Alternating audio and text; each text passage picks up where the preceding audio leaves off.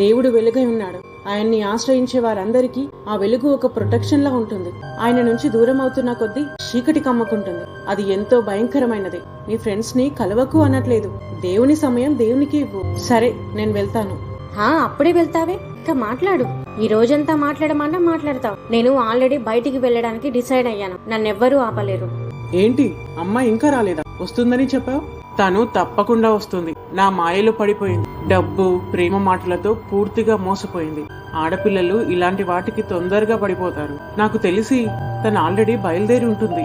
సరే, కానీ ఆమెను అస్సలు మిస్ చేయకు. నీకు తెలుసు కదా, మనం ఇవ్వబోయే 6వ బలి. మనం గొప్ప వాళ్ళం అవ్వాలంటే ఇలాంటి విషయాల్లో అస్సలు తప్పులు జరగకూడదు. నాకు గుర్తు చేయాల్సిన పని లేదు. నాకు ఇది కొత్తేం కాదు. నీకు తెలుసు కదా నేను ఎలా మ్యానిపులేట్ చేస్తాను. సరే, ఈ రోజు నా జీవితంలో ఎంతో ముఖ్యమైనది. అతను నా కోసం ఏం అరేంజ్మెంట్ చేశాడు. నాకు చాలా సంతోషంగా ఉంది.